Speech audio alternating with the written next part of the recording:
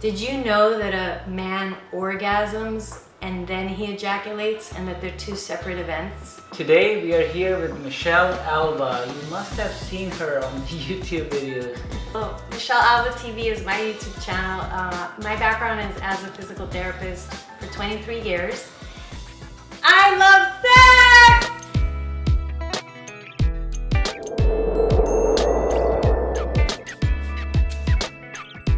But I never learned in physical therapy school that our emotions such as shame, guilt, resentment, feeling not worthy, all of these could actually manifest as pain in my body.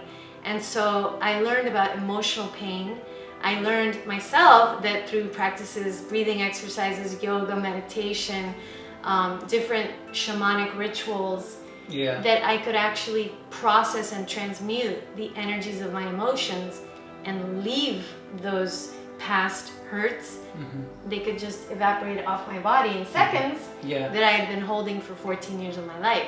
And a lot of us are 40-year-olds, 30-year-olds, 20-year-olds, 50-year-olds, 60-year-olds walking around with these trapped emotions, and they sometimes cause us to not be able to connect emotionally with others in relationships, not to be able to orgasm. So emotions actually cause you, if you're holding them, to have, let's just say, irritable bowel syndrome. And I know that this might sound crazy for some people, but a lot of people don't understand that sometimes the manifestation of their disease in their physical body is a culmination of the dis-ease in their mindset, in their beliefs. We're so powerful, and our bodies want to release. They want to be free. And so the way that I'm working today is very much about teaching people, educating people, and allowing them to experience themselves, sometimes for the first time, in a very liberated way. And I haven't stopped there. Now I've also gone into the realm of sexuality, sexual healing, and learning how to harness our creative energy, our sexual energy, for healing. Yeah, so let me interrupt you there for a second. So you're saying that energy rises up. That's the same concept in Hinduism too. The energy rises from the lower chakras all the way towards the higher chakras. So I want to ask you, what stops the energy? Is it the guilt or shame built into? When we feel shame, we are not accepting ourselves. So shame is an inward, it's a I don't accept myself. And so our bodies, they thrive when we love. And so when we're not accepting ourselves, when we're ashamed of ourselves, we're stimulating cortisol, the stress hormone, and the body tenses up. So imagine if you're ashamed that you were raped or molested, or let's just say you don't like your thighs and you're ashamed, that's something that you carry with you 24/7. So you're gonna have a lot of cortisol, stress hormone, which causes all the muscles in the center to be tensed up, causes blood to be diverted to the legs and the arms, not to be brought as well to the gut for digestion. You stay in your sympathetic nervous system mode. Yeah, that's why meditation is so important, because it brings us into parasympathetic. However, when you massage your prostate and when you massage your G-spot for the woman, that's the female prostate, you are getting this vagus nerve stimulation, which stimulates the parasympathetics. That's something really interesting you brought this up, because growing up in India, I mean, we had different notions. So I think the way the morals work in a society, there's different morals in different societies, and something could be immoral in India, could be totally moral here. So it's the country, different religions can do a different way. Then certain times, 1960s, we had different morals. Now in 2020, we have totally different morals. So the morals keep on changing. And I wanted to talk to you about when you talked about touching. Now, let's say a kid is born and totally innocent. He has no idea what's the hand and what's his or her sexual organs. So let's say if the kid starts reaching out and finds his sexual organs more pleasurable, pleasure spots. And he's just like, wow, this is a great place. And then the mom says, stop it, dirty.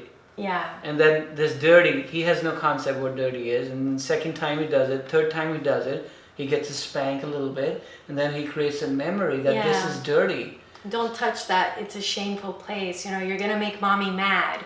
there's a consequence that if you touch this, then mom's going to be upset.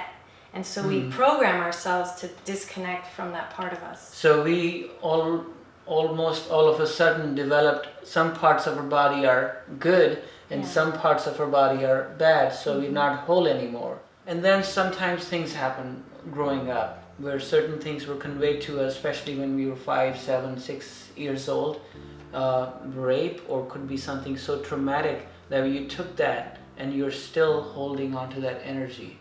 So what's the best way to be able to release that energy? Well, the very first thing is don't want to get rid of it, because when people say, Michelle, get rid of it, let's get rid of it, you know, you do emotional release. So it's actually not about that, believe it or not, even though I talked a lot about it. I really believe that the first thing for us to do is to accept and love whatever it is, wherever you are.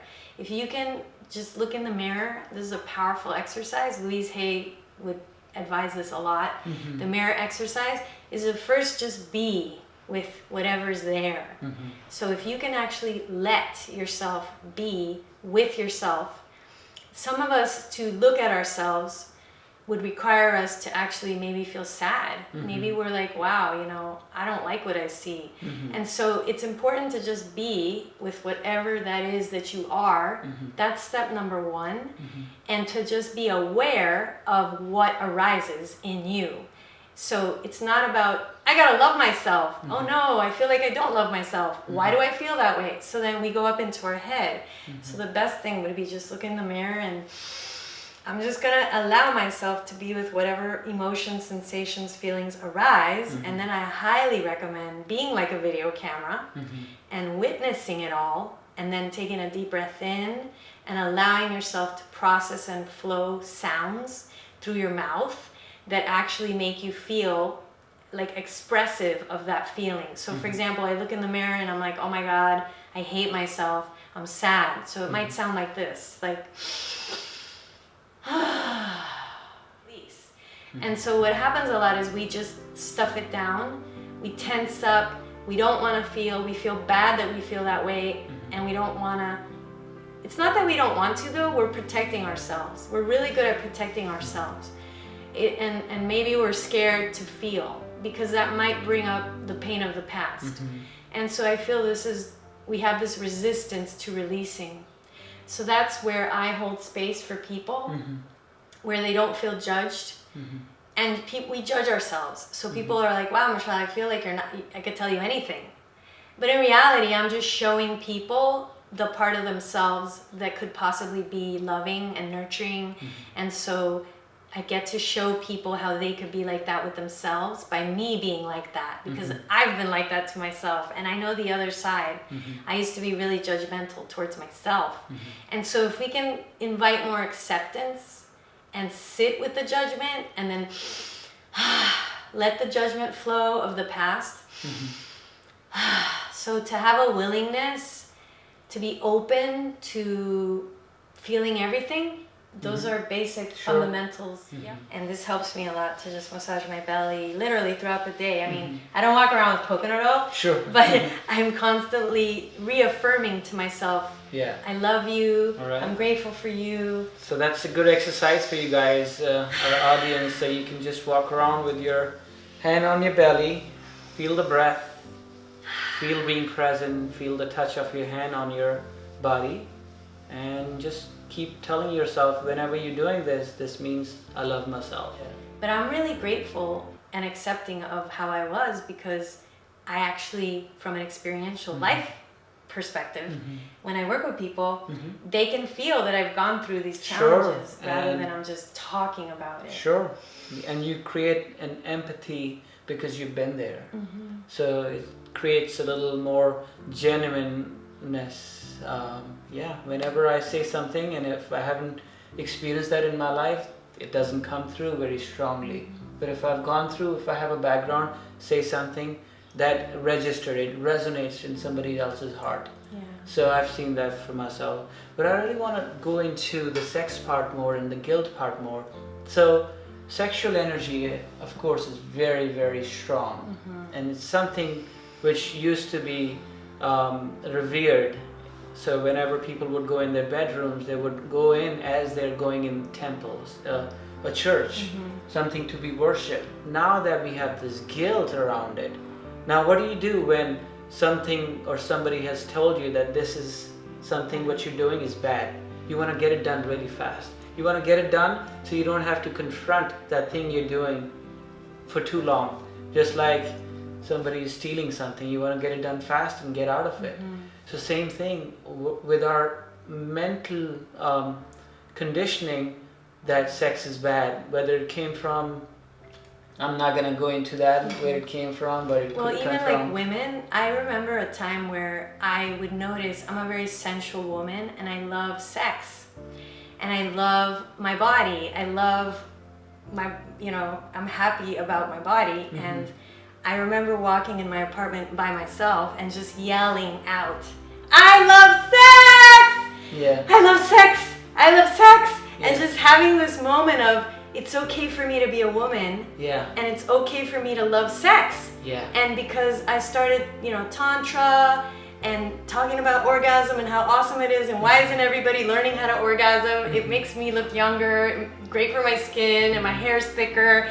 And I would notice how people would be judging me, but really it was my own judgment projected. Sure. About if you take the guilt out and you could just sit with yourself, and once you're okay sitting with yourself, let's say you go with a partner, and you take your time.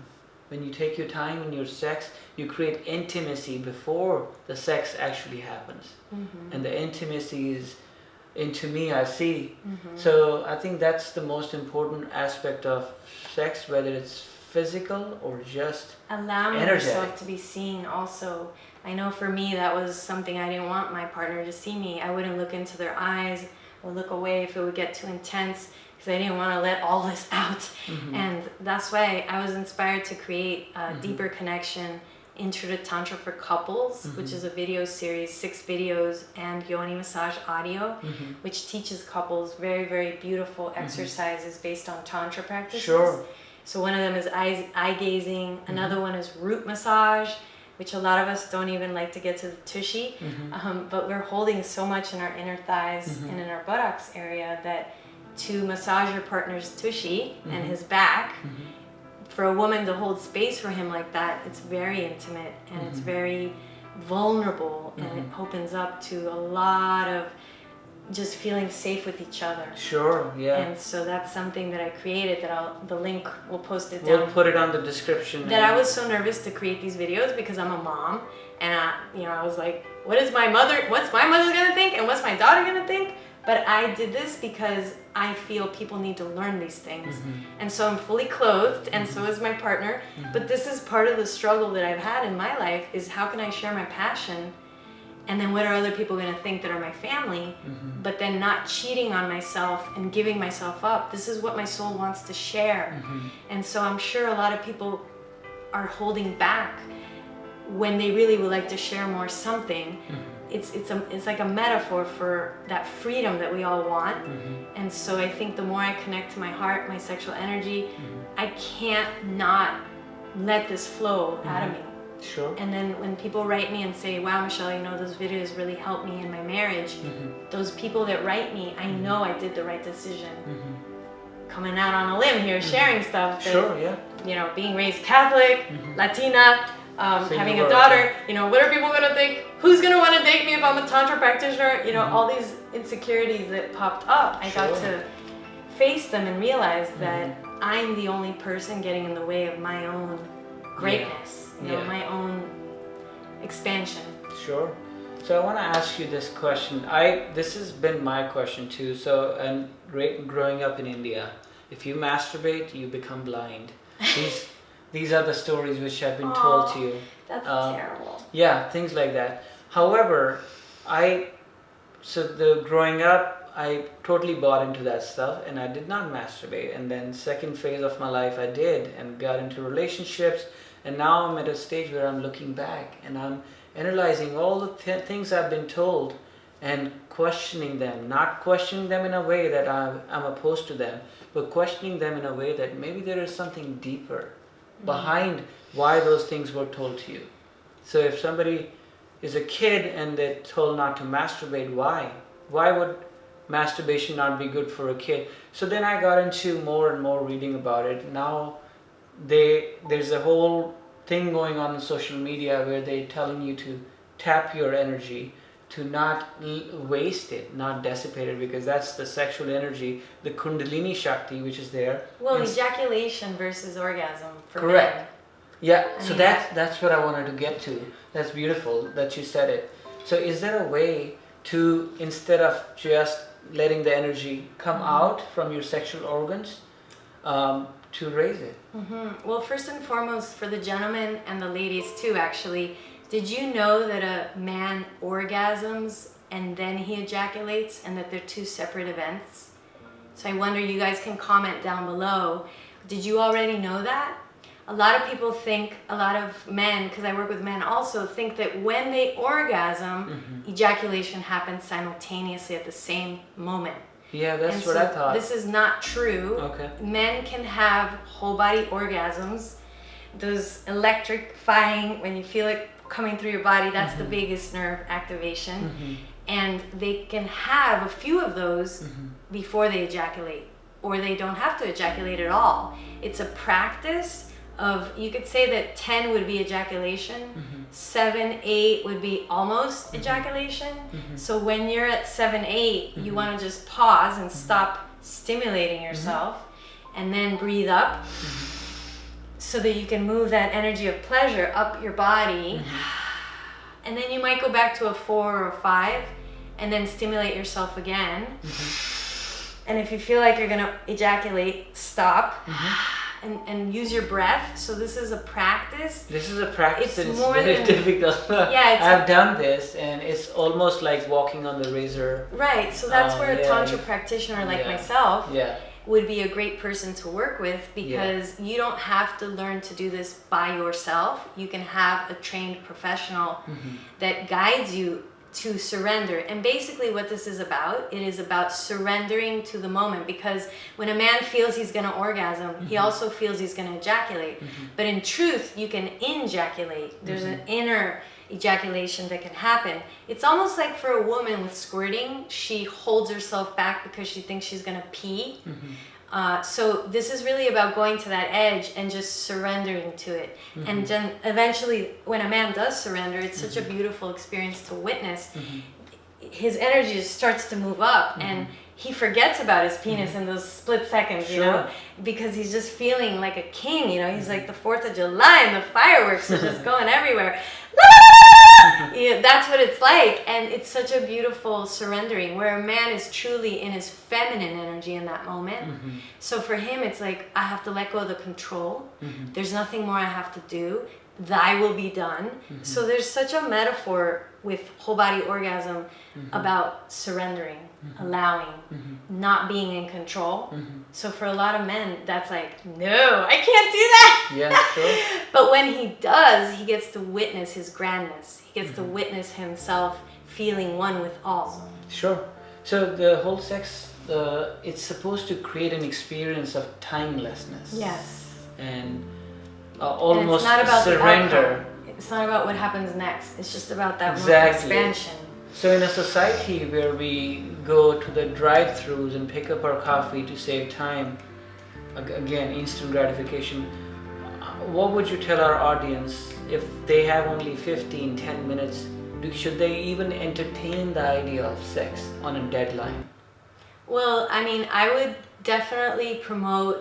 Can I touch your arm, Abhi? Yeah. Okay. So I would promote slow, sensual feeling. So here I'm feeling myself, I'm breathing into my body, and then I'm touching him too. So it's like this.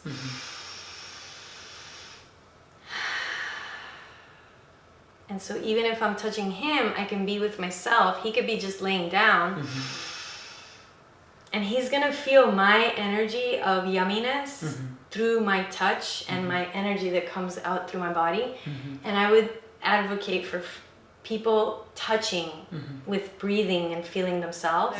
But then again, I mean, if you have a boyfriend that travels and he's only here for a couple days, get to it, folks. You know, just have the most fun, make it fun and playful, and don't make it about doing it right. Yeah. And if you want to have a quickie, go for it. Just have a sensual, conscious quickie. Sensual Conscious Quickie. Got it. That could be the name of your next Balance, channel. yeah. Well, It's the intention. Yeah, it's the intention. It's how we bring ourselves into everything. Sure, yeah. The context, Yeah. the meaning. So thank you so much for coming and spreading this beautiful message about shame, guilt, and sex and taking it out.